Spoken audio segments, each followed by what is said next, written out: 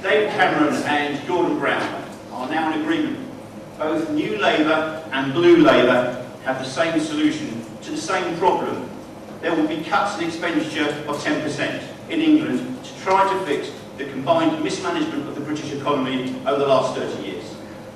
Under an English Democrats government that will come at some point, I can confirm that there will indeed be expenditure cuts. Expenditure cuts in Ireland, cuts in Wales, cuts in Scotland,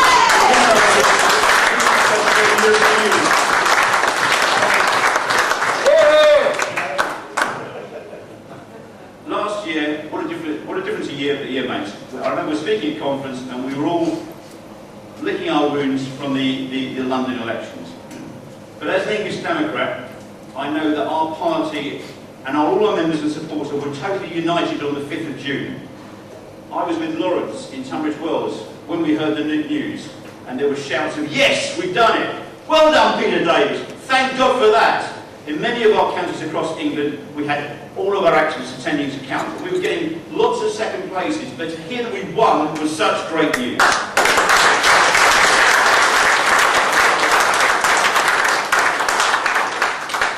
The breakthrough came in Doncaster, Yorkshire, in June. However, that was a result of a national effort over 7 years. Over this period of time, English Democrats have stood in over 300 elections, spent close to £200,000 on campaigns and deposits, from people's own money, you remember, on phone calls, meetings, internet forums, leaflet design, and electronic election administration.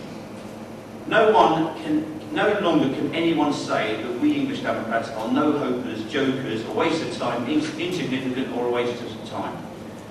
So what were the steps to this success in 2009? Well, the very first person to stand for the English Democrats was in a council by-election, Gary Cowd, in Hampshire in 2003. So in fact, we've only been fighting elections for 6 years.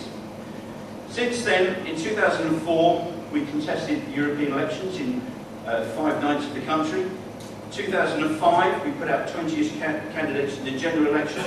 And at that point, we then published our 5-year strategy, as Robin alluded to earlier. In 2006, we put a large number of candidates out in the English local elections, and I think we were averaging about 13% at the time. In 2007, our main focus was Monmouthshire.